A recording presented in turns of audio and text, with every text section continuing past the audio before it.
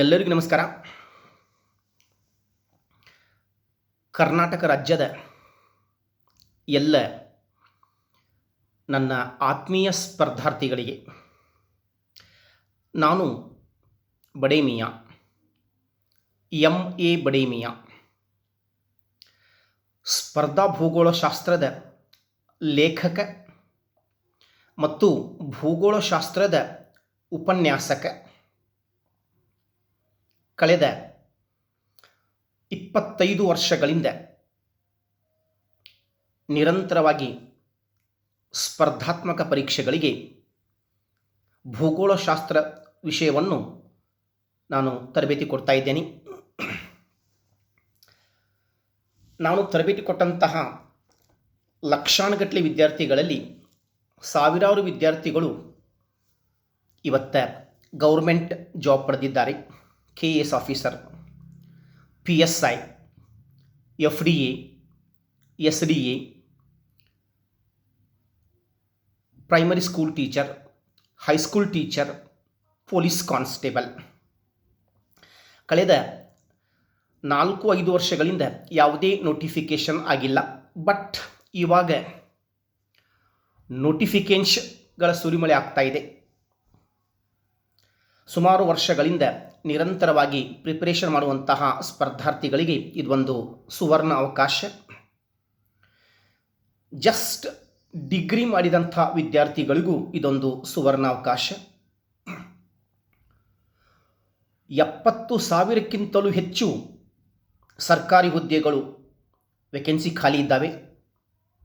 ಕರ್ನಾಟಕ ಸರ್ಕಾರ ಈಗಾಗಲೇ ಹಂತ ಹಂತವಾಗಿ ನೋಟಿಫಿಕೇಷನ್ ಮಾಡಲಿಕ್ಕೆ ಆಶ್ವಾಸನೆ ಕೊಟ್ಟಿರ್ತಾರೆ. ಈಗಾಗಲೇ ಪೊಲೀಸ್ ಕಾನ್ಸ್ಟೇಬಲ್ ಕರೆದಿದ್ದಾನೆ. PC 3,999 ಹೆಚ್ಚು ಕಡಿಮೆ ಹುದ್ದೆಗಳು ಮತ್ತು ಪೊಲೀಸ್ CAR DAR ಕರೆದಿದ್ದಾನೆ. 2 ನೋಟಿಫಿಕೇಷನ್ ಆಗಿದ್ದಾವೆ. ಈಗ ನೆಕ್ಸ್ಟ್ ಮತ್ತೆ ನೋಟಿಫಿಕೇಷನ್ ಆಗೋದು PSI ಪೊಲೀಸ್ ಸಬ್ ಇನ್ಸ್ಪೆಕ್ಟರ್, ಅದರ ಜೊತೆಗೆ ಮತ್ತು ಪೊಲೀಸ್ ಕಾನ್ಸ್ಟೇಬಲ್ ಆಗ್ತದೆ. Next ESI excise sub inspector, excise police officer. ಸುಮಾರು ವರ್ಷಗಳಿಂದ ಕರೆದಿಲ್ಲ. Excise demandable post. ಡಿಗ್ರಿ ಮಾಡಿದಂಥ ವಿದ್ಯಾರ್ಥಿಗಳಿಗೆ ಎಕ್ಸೈಸ್ ಇನ್ಸ್ಪೆಕ್ಟರ್ ಬಹಳ ಯೋಗ್ಯವಾದಂಥ ಹುದ್ದೆ ಆಗಿರ್ತದೆ. ಮುಂದೆ PSI ಮತ್ತು ನೋಟಿಫಿಕೇಷನ್ ಆಗ್ತಾ ಇದೆ. KS notification main. KS notification ಹಿಂದೆ 2019ರಲ್ಲಿ 384 ನೋಟಿಫಿಕೇಷನ್ ಆಗಿದ್ದು, 384 ಹುದ್ದೆಗಳ ನೋಟಿಫಿಕೇಷನ್ ಆಗಿತ್ತು. ಈಗ ಮತ್ತೆ ಹೊಸ ಮಾಹಿತಿ ಪ್ರಕಾರ 400 ಹೆಚ್ಚು ಕಡಿಮೆ 400 ಹುದ್ದೆಗಳ ನೋಟಿಫಿಕೇಷನ್ KS ಆಗ್ತಾ ಇದೆ. ಗ್ರೂಪ್ A ಮತ್ತು ಗ್ರೂಪ್ B. ಡಿಗ್ರಿ ಮಾಡಿದಂಥ ವಿದ್ಯಾರ್ಥಿಗಳಿಗೆ, ಸುಮಾರು ವರ್ಷಗಳಿಂದ ನಿರಂತರವಾಗಿ ಸ್ಟಡಿ ಮಾಡುತ್ತಿರುವಂಥ ವಿದ್ಯಾರ್ಥಿಗಳಿಗೆ ಇದೊಂದು ಬೆಸ್ಟ್ ಚಾನ್ಸ್ ಅಂತ ನಾನು ಹೇಳಿ ಬಯಸ್ತೇನೆ. KS ನಾನು ತರಬೇತಿ ಕೊಟ್ಟಂತಹ ಸುಮಾರು ವಿದ್ಯಾರ್ಥಿಗಳು KS ಅಧಿಕಾರಿಗಳಾಗಿ ಜಾಬ್ ಮಾಡ್ತಾ ಇದ್ದಾರೆ. 2019 ನಂತರ ಈಗ ಮತ್ತೆ KS ನೋಟಿಫಿಕೇಷನ್ ಆಗ್ತಾ ಇದೆ. ಹಾಗಾಗಿ ವಿದ್ಯಾರ್ಥಿಗಳು ಪ್ರಿಪರೇಷನ್ ಮಾಡಲಿಕ್ಕೆ ಸ್ಟಾರ್ಟ್ ಮಾಡಿ. Prelims and mains. ಇಲ್ಲೇ ಎಕ್ಸಾಮ್ಸ್.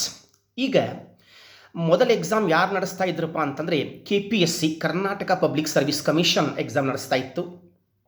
ಸುಮಾರು ಹಗರಣಗಳು ಅದು ನಿಮಗೆಲ್ಲ ಗೊತ್ತಿದೆ. KS ಹಗರಣ 2019, PSI 545 ಹಗರಣ, 402 PSI ಇದು ಒಂದು ಹಗರಣ ಆಗಿದ್ದು, ಸುಮಾರು ಹಿಂದಾಗಿದ್ದು. ಅದೆಲ್ಲ ಮರ್ತು ಬಿಡಿ. ಈಗ ನೆಕ್ಸ್ಟ್ ಮತ್ತು ಈ ನೋಟಿಫಿಕೇಷನ್ ಆಗ್ತಾ ಇದ್ದಾವಲ್ಲ. ಬಟ್ ಈ ಎಕ್ಸಾಮ್ ಕಂಡಕ್ಟ್ ಯಾರು ಮಾಡ್ತಾ ಇದ್ದಾರೆ? Not KPSC, KEA Karnataka education authority exam conduct ಮಾಡ್ತಾ ಇದ್ದಾರೆ. ಇವ್ರ ಬಗ್ಗೆ ನಾನು ನಿಮಗೆ ಹೇಳಬೇಕಂತಂದರೆ 2020 PSI, 2020 ಪೊಲೀಸ್ ಕಾನ್ಸ್ಟೇಬಲ್ ಇವೆರಡೂ ಎಕ್ಸಾಮ್ KEA ಇವರು ಕಂಡಕ್ಟ್ ಮಾಡಿದ್ದಾರೆ. ಜಸ್ಟ್ ಸ್ವಲ್ಪ ಕ್ವಶನ್ ಪೇಪರ್ ನೋಡಲಿಕ್ಕೆ ಪ್ರಯತ್ನ ಮಾಡಿ. KPSC ನಡೆಸುವಂಥ ಕ್ವಶನ್ ಪೇಪರ್ಸ್ KEA ದವರು ನಡೆಸುವಂಥ ಕ್ವಶನ್ ಪೇಪರ್ ಭಾಳ ವ್ಯತ್ಯಾಸ ಇದೆ, ಭಾಳ ಡಿಫ್ರೆನ್ಸ್ ಇದೆ. KPSC ಸಂಸ್ಥೆ ನಡೆಸುವಂಥ ಕ್ವಶನ್ ಪೇಪರ್ ಮೇಲೆ ಮೇಲೆ ರಿಪೀಟ್ ಆಗ್ತಿದ್ವು question answers. PSI question answers, KS question answers, PC question answers ಏನದಾವಲ್ಲ, FD SD ಇವು ಮೇಲೆ ಮೇಲೆ ಮೇಲೆ ರಿಪೀಟ್ ಆಗ್ತಿದ್ದು. ಬಟ್ KEA ನಡೆಸುವಂಥ ಕ್ವಶನ್ ಪೇಪರ್ ರಿಪೀಟ್ ಆಗಂಗಿಲ್ಲ, ಬಹಳ ಟಫ್ ಕ್ವಶನ್ ಪೇಪರ್ ತೆಗಿತಾರೆ. ಯಾಕಂತಂದರೆ ನೀವು just 2020 PSI, 2020 police constable just question paper ನೋಡ್ರಿ. ಕ್ವಶನ್ ಯಾವ ರೀತಿ ತೆಗ್ದಾನೆ, out of syllabus, current affairs ಬಗ್ಗೆ ಮ್ಯಾಕ್ಸಿಮಮ್ ಕ್ವಶನ್ಸ್ ಬಂದಿರ್ತವೆ. ಹಾಗಾಗಿ ಒನ್ ಲೈನ್ ಕ್ವಶನ್ ಓದಲಿಕ್ಕೆ ಪ್ರಯತ್ನ ಮಾಡಬೇಡಿ, ಒನ್ ಲೈನ್ ಕ್ವಶನ್ ಓದಲಿಕ್ಕೆ ಪ್ರಯತ್ನ ಮಾಡಬೇಡಿ. ಥರೋಲಿ ಬುಕ್ಸ್ ಓದಿ. ಯಾಕಂತಂದರೆ ಇಲ್ಲಿ ಒನ್ ಲೈನ್ ಕ್ವಶನ್ ಬರೋದು ಭಾಳ ಕಡಿಮೆ. ಯಾಕಂತಂದರೆ police constable question paper group C ಲೆವೆಲ್ದಾಗಿರ್ತದೆ. ಗ್ರೂಪ್ ಸಿ ಟಫ್ ಎಕ್ಸಾಮ್, ಆ ಲೆವೆಲ್ದಾಗ ಕ್ವಶನ್ ಪೇಪರ್ ತೆಗಿತಾರೆ. PSI ಕ್ವಶನ್ ಪೇಪರ್ ಮತ್ತು group C question paper KS ಲೆವೆಲ್ದಾಗಿರ್ತಾವೆ, KS ಲೆವೆಲ್.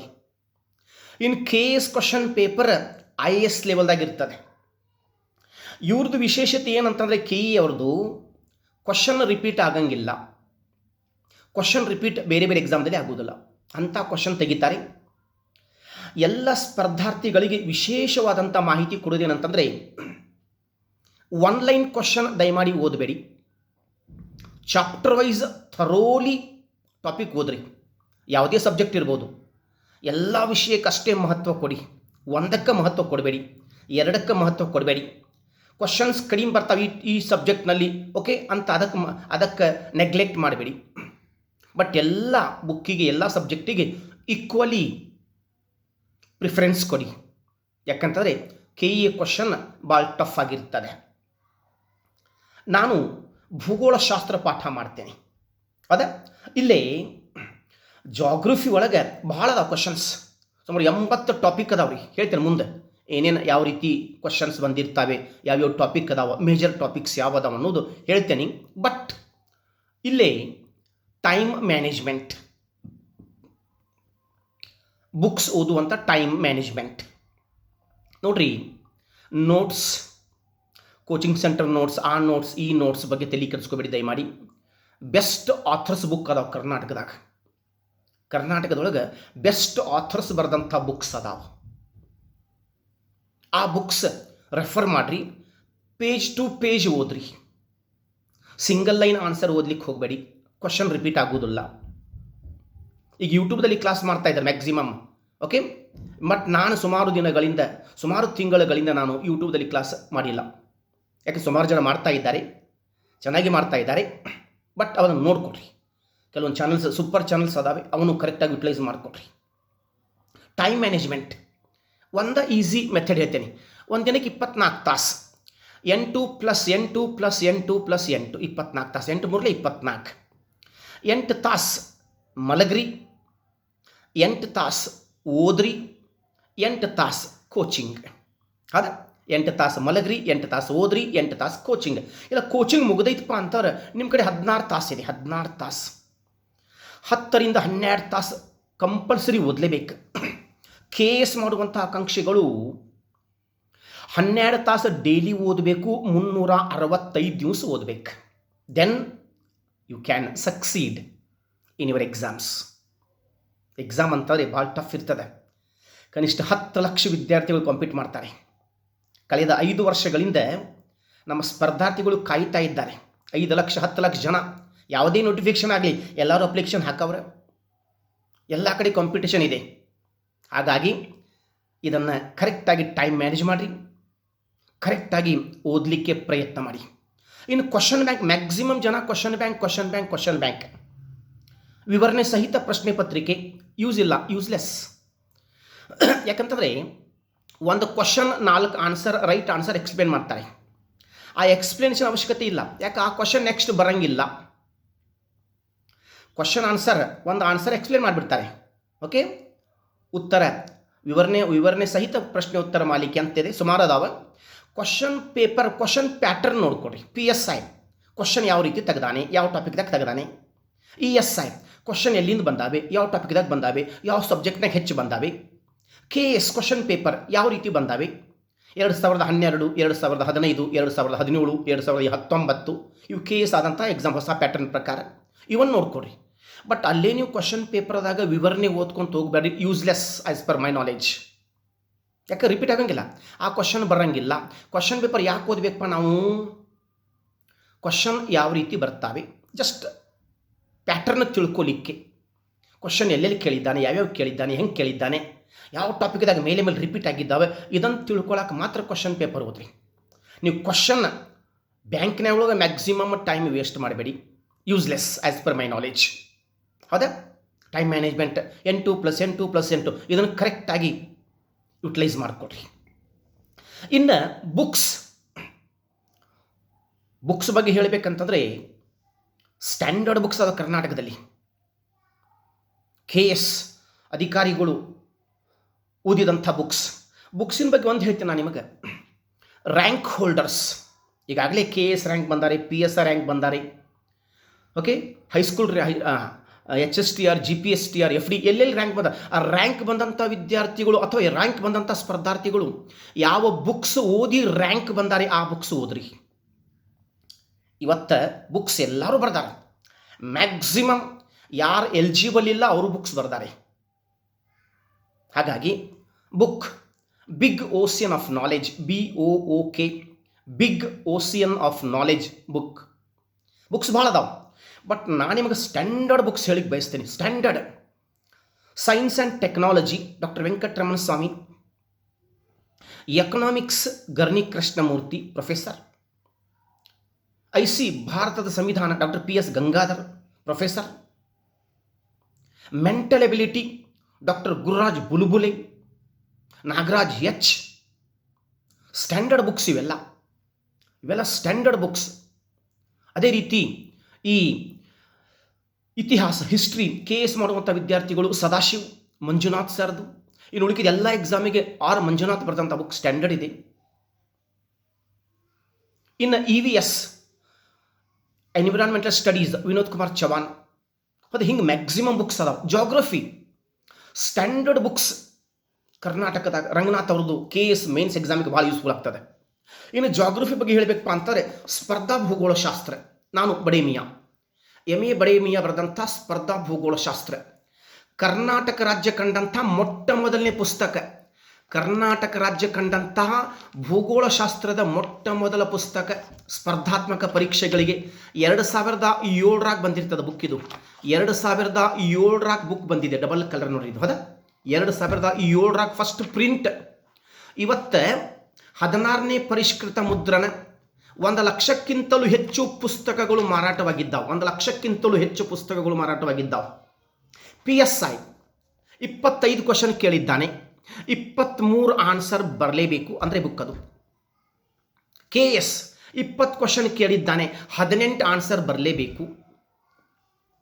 ಪೊಲೀಸ್ 30 ಕ್ವಶನ್ ಕೇಳಿದ್ದಾನೆ, FDA 30 ಕ್ವಶನ್ ಕೇಳಿದ್ದಾನೆ, SDA 25 ಕ್ವಶನ್ ಕೇಳಿದ್ದಾನೆ, 30ಕ್ಕೆ 28 ಆನ್ಸರ್ ಬರಲೇಬೇಕು, 25ಕ್ಕೆ 23 ಆನ್ಸರ್ ಬರಲೇಬೇಕು. 2 ಕಡಿಮೆ ಹೇಳ್ತಾ ಇದ್ದೀನಿ, ಯಾಕಂದರೆ ಕರೆಂಟ್ ಅಫೇರ್ಸ್ ಬಂದಿರ್ತಾವಲ್ಲ, ಹೊಸದಾಗಿ ಬಂದಿರ್ತಾವೆ ಇನ್ಫಾರ್ಮೇಷನ್. ಯಾಕಂದ್ರೆ ಬುಕ್ ಪ್ರಿಂಟ್ ಆಗೋದು ವರ್ಷದಾಗ 1 ಸಲ 2 ಸಲ. ಹಾಗಾಗಿ ನಿಮಗೆ ಇಲ್ಲಿ ಇನ್ಫಾರ್ಮೇಷನ್ 2 ಏನದಾವಲ್ಲ ಮಾರ್ಕ್ಸ್ 2 ಕ್ವಶನ್ ಡೌಟ್ ಕೊಡ್ತಾ ಇದ್ದೇನೆ, ಫ್ರ್ಯಾಂಕಾಗಿ ಮಾತಾಡ್ತಾ ಇದ್ದೇನೆ. ಹೌದಾ? MA ಬಡೇಮಿಯಾ 16ನೇ ಪರಿಷ್ಕೃತ ಮುದ್ರಣ ವಂಡರ್ಫುಲ್ ಬುಕ್ ಇದೆ. ಮ್ಯಾಕ್ಸಿಮಮ್ ವಿದ್ಯಾರ್ಥಿಗಳು ಓದುತ್ತಿರುವಂಥ ಬುಕ್. ಈ ಕೋವಿಡ್ ಆದಮೇಲೆ ಬುಕ್ಸ್ ಭಾಳ ಬಂದಾವೆ. ಅದೇ ಕೋವಿಡ್ ಆದಮೇಲೆ ಬುಕ್ಸ್ ಮ್ಯಾಕ್ಸಿಮಮ್ ಬುಕ್ಸ್ ಬಂದಾವೆ. ಒಂದು ಮಾತು ಹೇಳ್ತೇನೆ, ಬುಕ್ಸ್ ಎಲ್ಲನೂ ಚಲೋನೇ ಇರ್ತವೆ. ರ್ಯಾಂಕ್ ಬಂದಂಥ ವಿದ್ಯಾರ್ಥಿಗಳು ಯಾವ ಬುಕ್ಸ್ ಓದಿ ರ್ಯಾಂಕ್ ಬಂದಾರೆ ಅಂತಹ ಬುಕ್ಸನ್ನು ಮಾತ್ರ ಓದಲಿಕ್ಕೆ ಪ್ರಯತ್ನ ಮಾಡಿ. ಹೌದಾ? ಎಸ್. ಇನ್ನು ನೆಕ್ಸ್ಟ್ ಇಲ್ಲೇ ಈಗ ನೋಟಿಫಿಕೇಶನ್ ಆದ ತಕ್ಷಣ ನಿಮಗೆ ಎಕ್ಸಾಮ್ ಟೈಮ್ ಸಮೀಪ ಇರ್ತದೆ, ಕೋಚಿಂಗ್ ತಗೋಲಿಕ್ಕೆ ಆಗಂಗಿಲ್ಲ. ಯಾರು ಮುಂಚಿತವಾಗಿ ಕೋಚಿಂಗ್ ತೊಗೊಂಡಿದ್ದೀರಿ, ಯಾರು ಮುಂಚಿತವಾಗಿ ಸ್ಟಡಿ ಮಾಡ್ತಾ ಇದ್ದೀರಿ 2, 3, 4 ವರ್ಷಗಳಿಂದ, you are the successful man. ಯಾಕಂದ್ರೆ ನಿಮಗೆ ಆರಾಮ್ಸೆ ಎಲ್ಲ ನೀವು ಓದ್ಬಿಟ್ಟಿರ್ತೀರಿ. ಅದ ಯಾವುದೇ ಎಕ್ಸಾಮ್ ಆಗಲಿ ನೀವೆಲ್ಲ ಕ್ಲಿಯರ್ ಆಗ್ತೀರಿ. ಆದರೆ ಜಸ್ಟ್ ಡಿಗ್ರಿ ಮುಗಿಸಿದಂಥ ವಿದ್ಯಾರ್ಥಿಗಳಿಗೆ ಸ್ವಲ್ಪ ತೊಂದರೆ ಆಗ್ತದೆ. ಆದರೂ ಪರವಾಗಿಲ್ಲ, ಪ್ರಯತ್ನ ಮಾಡಿರಿ. ಫಸ್ಟ್ ಅಟೆಂಪ್ಟ್ ಅಂತ ಪ್ರಯತ್ನ ಮಾಡಿರಿ. ಪಾಸ್ ಆಗೋದು ಫೇಲ್ ಆಗೋದು ದಟ್ ಈಸ್ ಸೆಕೆಂಡ್ರಿ. ಅದೇ ಪಾಸ್ ಅಥವಾ ಫೇಲ್. ಫೇಲ್ ಆಗಿವಂತ ವಿಚಾರ ಮಾಡ್ಲಿಕ್ಕೆ ಹೋಗಬೇಡ್ರಿ. Fail, FAIL, fail, first attempt in learning. Fail ಅಂತಂದರೆ ಫಸ್ಟ್ ಅಟೆಂಪ್ಟ್ ಇನ್ ಲರ್ನಿಂಗ್. ಒಂದು ಅಟೆಂಪ್ಟ್ ಹೋತ್ ನಂದು, ಕಲಿತಾ ಇದ್ದೇನೆ, ಓದ್ತಾ ಇದ್ದೇನೆ, ಪ್ರಿಪ್ರೇಷನ್ ಮಾಡ್ತಾ ಇದ್ದೇನೆ. ಅದೇ ಒಂದು ಅಟೆಂಪ್ಟ್ ಹೋತು, ಆದರೆ ಹೋದ್ರಿ ಮುಂದೆ ಬಂದೇ ಬರ್ತಾವೆ, ಮತ್ತು ಎಕ್ಸಾಮ್ ಕರೀತಾನೆ. ಆದರೆ ಈ ಸಲ ಮಾತ್ರ ವೇಕೆನ್ಸೀಸ್ ಭಾಳ ಅದಾವೆ, ನೋಟಿಫಿಕೇಷನ್ ಭಾಳ ಆಗ್ತಾವೆ. ಯಾವುದಾದ್ರೂ ಒಂದು ಜಾಬ್ ತಗೊಳ್ರಿ. ಹೌದಾ? ಇಲ್ಲೇ ನಾನು ಜಾಗ್ರಫಿ ಬಗ್ಗೆ ಹೇಳಬೇಕಂತಂದರೆ ಸಿಲೆಬಸ್ ನನಗೆಲ್ಲ ಗೊತ್ತಿದೆ. ಕ್ವಶನ್ಸ್ ಯಾವ ರೀತಿ ಬಂದಾವೆ, ಮ್ಯಾಕ್ಸಿಮಮ್ ಕ್ವಶನ್ಸ್ ಯಾವ ಟಾಪಿಕ್ದಾಗ ತೆಗೆದಾನೆ, ಮ್ಯಾಕ್ಸಿಮಮ್ ಕ್ವಶನ್ಸ್ ಜಾಗ್ರಫಿ. 4 ಬುಕ್ ನಿಮಗೆ ಮೇನ್ ಗೊತ್ತಿರಬೇಕು. History, polity, science, mental ability, geography. ಈ 5 ಸಬ್ಜೆಕ್ಟ್. ಈ 5 ಸಬ್ಜೆಕ್ಟ್ ನಿಮಗೆ 100, 120 ಮಾರ್ಕ್ಸ್, 140 ಮಾರ್ಕ್ಸ್ ಕೊಡ್ತವೆ. ಇವನ್ 5 ಕರೆಕ್ಟಾಗಿ ನೋಡ್ಕೊಡಕ್ಕೆ ವಿಷಯ. ಇಲ್ಲಿನ ಕ್ವಶನ್ ಭಾಳ ಬರ್ತವೆ, ಕೆಲವೊಂದು ಸಬ್ಜೆಕ್ಟ್ನಾಗ ಕ್ವಶನ್ಸ್ ಕಡಿಮೆ ಬರ್ತವೆ, ಆದರೂ ಬಿಡಂಗಿಲ್ಲ, ಅವನು ಕರೆಕ್ಟಾಗಿ ಓದಲೇಬೇಕು. ಇಲ್ಲೇ ಜಾಗ್ರಫಿ ಒಳಗೆ ಪ್ರಾಕೃತಿಕ ಭೂಗೋಳ, ಭಾರತದ ಭೂಗೋಳ, ಕರ್ನಾಟಕದ ಭೂಗೋಳ, ಪ್ರಪಂಚದ ಭೂಗೋಳ, ಮಾನವ ಭೂಗೋಳ, ಭೌಗೋಳಿಕ ವಿಚಾರಧಾರೆಗಳು ಹಿಂಗದವ್ರಿ. ಹೌದಾ? 2, 4, 6 ಪಾರ್ಟ್ ಅದಾವ ಜಾಗ್ರಫಿ ಒಳಗೆ. ಪ್ರಾಕೃತಿಕ ಭೂಗೋಳ, ಭೌತಿಕ ಭೂಗೋಳ ಟಾಪಿಕ್ಸ್ ಇಷ್ಟು ಅದಾವ. ಹೆಚ್ಚು ಕಡಿಮೆ ಒಂದು 25 ಟಾಪಿಕ್ ಅದಾವ್ರಿ. ವಿಶ್ವ ಮತ್ತು ಸೌರಮಂಡಲ, ಯೂನಿವರ್ಸ್ ಆ್ಯಂಡ್ ಸೋಲಾರ್ ಸಿಸ್ಟಮ್, ಅಕ್ಷಾಂಶಗಳು ಮತ್ತು ರೇಖಾಂಶಗಳು, ಲ್ಯಾಟಿಟ್ಯೂಡ್ಸ್ ಆ್ಯಂಡ್ ಲಾಂಜಿಟ್ಯೂಡ್ಸ್, ಭೂಮಿಯ ಚಲನೆಗಳು, ಅರ್ತ್ ಮೂಮೆಂಟ್ಸ್, ಭೂಮಿಯ ಅಂತರಾಳದ ರಚನೆ, the structure and the interior part of the earth, ಸರೋವರಗಳು ಲೇಕ್ಸ್, ಭೂಕಂಪಗಳು ಅರ್ಥ್ಕ್ವೇಕ್ಸ್, ಜ್ವಾಲಾಮುಖಿಗಳು ವೋಲ್ಕ್ಯಾನೋಸ್, ವಾಯುಮಂಡಲದ ಸಂಯೋಜನೆ, ಕಾಂಪೋಸಿಷನ್ ಆಫ್ ದ ಅಟ್ಮಾಸ್ಫಿಯರ್, ವಾಯುಮಂಡಲದ ರಚನೆ, the structure of the atmosphere, ಗಾಳಿಗಳು ವಿಂಡ್ಸ್ ಅಥವಾ ಮಾರುತಗಳು, ಪವನ, ಮೋಡಗಳು ಕ್ಲೌಡ್ಸ್, ಮಳೆ ರೈನ್ಫಾಲ್, ವಾಯುಗುಣಗಳ ವಿಂಗಡಣೆ, ಕೊಪೆನ್ಸರವರ ವಾಯುಗುಣ ವಿಂಗಡಣೆ, ತ್ರಿವಾರ್ತರವರ ವಾಯುಗುಣ ವಿಂಗಡಣೆ, ಥಾರೆಂಟ್ ವೈಟ್ರವರ ವಾಯುಗುಣ ವಿಂಗಡಣೆ. ಈಗ ಮೊನ್ನೆ ಎಕ್ಸಾಮ್ ಆಯ್ತಲ್ಲ, ಸಂಡೇ ಎಕ್ಸಾಮಲ್ಲಿ ಕೇಳ ನೋಡ್ರಿ. ಓಕೆ, ಈ ವಾಯುಗುಣ ವಿಂಗಡಣೆ ಒಳಗೆ ABCD, AW, AF, AM, okay, BNH, BSW, ET, T ಏನು ಸೂಚಿಸ್ತಾವೆ, ಇಂಥ ಕ್ವಶನ್ಸ್ ಬರ್ತವೆ. ಇನ್ನು ಮುಂದೆ ಸಾಗರಗಳು, ಕೊಲ್ಲಿಗಳು, ಖಾರಿಗಳು, ಜಲಸಂಧಿಗಳು, ಸಮುದ್ರಗಳು ಏನದವಲ್ಲ, ಇದೊಂದು ಪಾಠ ಆಗಿರ್ತದೆ. ಸಾಗರಗಳ ತಳದ ಭೂಸ್ವರೂಪಗಳು, ಸಾಗರಗಳ ನೀರಿನ ಉಷ್ಣಾಂಶ, ಸಾಗರಗಳ ನೀರಿನ ಲವಣಾಂಶ, ಉಬ್ಬರ ಇಳಿತಗಳು, ಸಾಗರ ಪ್ರವಾಹಗಳು, ದ್ವೀಪಗಳು ಮತ್ತು ಹವಳ ದ್ವೀಪಗಳು, ಇದು ಒಂದು ಪಾರ್ಟ್. ಇದ್ರಾಗ ನಿಮಗೆ ಮ್ಯಾಕ್ಸಿಮಮ್ ಕ್ವಶನ್ಸ್ ಬಂದಿದ್ದು ಎಲ್ಲಿಂದಪ್ಪ? ಭೂಕಂಪಗಳು ಕ್ವಶನ್ಸ್ ಮ್ಯಾಕ್ಸಿಮಮ್ ಕೇಳ್ಯಾನ. ಅರ್ಥ್ಕ್ವೇಕ್ಸ್, ಜ್ವಾಲಾಮುಖಿಗಳಲ್ಲಿ ಆವಾಗ ಕ್ವಶನ್ಸ್ ಬಂದಾವೆ. ಬಟ್ ಹೈಯೆಸ್ಟ್ ಕ್ವಶನ್ಸ್ ಬಂದಿದ್ದು ವಾಯುಮಂಡಲದ ರಚನೆ, ಪರಿವರ್ತನ ಮಂಡಲ, ಸಮೋಷ್ಣ ಮಂಡಲ, ಮಧ್ಯಮಂಡಲ, ಅಯಾನ ಮಂಡಲ, ಬಾಹ್ಯ ಮಂಡಲ, ಕಾಂತತ್ವ ಮಂಡಲ. ಹೈಯೆಸ್ಟ್ ಕ್ವಶನ್ಸ್ ಇದ್ರಾಗ ಕೇಳಿದ್ದ ನೋಡ್ರಿ. ಮಳೆ ಬಗ್ಗೆ ಕೇಳಿದ್ದಾನೆ, ಮೋಡಗಳ ಬಗ್ಗೆ ಕೇಳಿದ್ದಾನೆ, ಗಾಳಿಗಳ ಬಗ್ಗೆ ಕೇಳಿದ್ದಾನೆ. ಅದೇ ಇವೆಲ್ಲ ಇಂಪಾರ್ಟೆಂಟ್ ಕ್ವಶನ್ಸ್. ಆದರೆ ನೀವು ಇಲ್ಲೇ ಟಾಪಿಕ್ ಸೆಲೆಕ್ಟ್ ಮಾಡೋಂಗಿಲ್ಲ. ನಾನು ಇದೊಂದು ಟಾಪಿಕ್ ಓದ್ತೀನಿ, ಅದೊಂದು ಟಾಪಿಕ್. ಯಾಕೆ KE ಕ್ವಶನ್ ತೆಗಿಯಾಕತ್ತಾರೆ. KE ಪರ್ಫೆಕ್ಟ್ಲಿ ಕ್ವಶನ್ ತೆಗಿತಾರೆ, ಎಲ್ಲಿಂದ ಬೇಕಾದ್ರೆ ತೆಗಿತಾರೆ. ಹಾಗಾಗಿ ಟಾಪಿಕ್ ಚಾಯ್ಸ್ ಮಾಡೋಂಗಿಲ್ಲ, ಚೂಸ್ ಮಾಡೋಂಗಿಲ್ಲ, ಎಲ್ಲನೂ ಓದಲೇಬೇಕು. ಟಾಪಿಕ್ ಬಿಟ್ಟು ಬಿಡ್ಲಾರ್ದಂಗೆ ಓದಲೇಬೇಕು. ಬುಕ್ಸ್ ಓದ್ರಿ, ಕ್ವಶನ್ ಬ್ಯಾಂಕ್ ಜಸ್ಟ್ ನೋಡ್ರಿ. ಕ್ವಶನ್ ಬ್ಯಾಂಕ್ದೊಳಗೆ ಟೈಮ್ ವೇಸ್ಟ್ ಮಾಡಬೇಡ್ರಿ, ಜಸ್ಟ್ ಬುಕ್ ಓದ್ರಿ.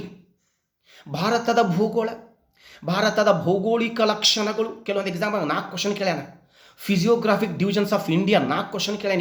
ಈ ಟಾಪಿಕ್ನಾಗ ಮಿನಿಮಮ್ 2 ಕ್ವಶನ್ ಬರಲೇಬೇಕು. ಉತ್ತರದ ಹಿಮಾಲಯ ಪರ್ವತಗಳು, ಉತ್ತರದ ಮೈದಾನ ಪ್ರದೇಶ, ಪ್ರಸ್ಥಭೂಮಿ, ಕರಾವಳಿ ಪ್ರದೇಶಗಳು, ದ್ವೀಪಗಳು, ಭಾರತದ ವಾಯುಗುಣ, ಇಂಡಿಯನ್ ಕ್ಲೈಮೇಟ್, ಇದರ ಕ್ವಶನ್ಸ್ ಬರಲೇಬೇಕು ನಿಮಗೆ. ಯಾಕೆ ಈ ಸಲ ನೋಡ್ರಿ ಮಳೆ ಲೇಟ್ ಆಯ್ತು, ಕ್ವಶನ್ಸ್ ಕೇಳ್ತಾನೆ. ನೈಋತ್ಯ ಮಾನ್ಸೂನ್ ಕಾಲ, ಈಶಾನ್ಯ ಮಾನ್ಸೂನ್ ಕಾಲ, ಚಳಿಗಾಲ, ಬೇಸಿಗೆ ಕಾಲ. ನದಿಗಳು ಮೋಸ್ಟ್ ಇಂಪಾರ್ಟೆಂಟ್ ಟಾಪಿಕ್. ಭಾರತದ ನದಿಗಳು, ಕರ್ನಾಟಕದ ನದಿಗಳು, ಪ್ರಪಂಚದ ನದಿಗಳು. ನದಿಗಳಲ್ಲಿ 3 ಕ್ವಶನ್ ಬರಲೇಬೇಕು. ಮಿನಿಮಮ್ 2, ಮ್ಯಾಕ್ಸಿಮಮ್ 3, 4, 5 ಕ್ವಶನ್ ಬರ್ತವೆ ನದಿಗಳ ಬಗ್ಗೆ. ಮಣ್ಣುಗಳು ಆವಾಗವ ಕ್ವಶನ್ ಕೇಳಿದ್ದಾನೆ. ಅರಣ್ಯಗಳು ಅಥವಾ ಕಾಡುಗಳು ಆವಾಗವ ಕ್ವಶನ್ಸ್ ಬಂದಿದ್ದಾವೆ. ಆಮೇಲೆ ನೀಲಿ ಧ್ವಜ ಮಾನ್ಯತೆ ಪಡೆದಂಥ ಬೀಚ್ಗಳು, ರಂಸಾರ್ ತಾಣಗಳು, ಹಾಟ್ಸ್ಪಾಟ್ ಜೈವಿಕ ವೈವಿಧ್ಯ ತಾಣಗಳು, ನೀರಾವರಿ ಮತ್ತು ಆಣೆಕಟ್ಟುಗಳು, ಕಂಪಲ್ಸರಿ ಕ್ವಶನ್ಸ್, ಆಣೆಕಟ್ಟುಗಳ ಕ್ವಶನ್ ಬರ್ತದೆ. ಭಾರತದ ಕೃಷಿ ಅಗ್ರಿಕಲ್ಚರ್ ದೊಡ್ಡ ಟಾಪಿಕ್ ಇದೆ. ಹೈಯೆಸ್ಟ್ ಕ್ವಶನ್ಸ್ 4 ಕ್ವಶನ್ಸ್ ಇದ್ರಾಗ ಬಂದಾವೆ. 3 4 5 ಕ್ವಶನ್ ಇದ್ರಾಗಿಂದ ಬಂದ್ಯಾವ. ಇದು ನೋಡ್ಕೊಡಿ ಕರೆಕ್ಟಾಗಿ. ಇದರ ನಂತರ ಖನಿಜಗಳು, ಮಿನರಲ್ ರಿಸೋರ್ಸಸ್, ಅದಕ್ಕೆ ಖನಿಜಗಳು ಕಂಪಲ್ಸರಿ 1-2 ಕ್ವಶನ್ಸ್. ಭಾರತದ ಖನಿಜಗಳು, ಕರ್ನಾಟಕದ ಖನಿಜಗಳು, ಪ್ರಪಂಚದ ಖನಿಜಗಳು, ಅದ ಅಗ್ರಿಕಲ್ಚರ್ ಮತ್ತು ಮಿನರಲ್ಸ್ ಇದರ ಕ್ವಶನ್ಸ್ 5 7 8 ಕ್ವಶನ್ಸ್ ಬರ್ತಾವೆ 2 ಟಾಪಿಕ್ ನೋಡಕ್ಕೆ.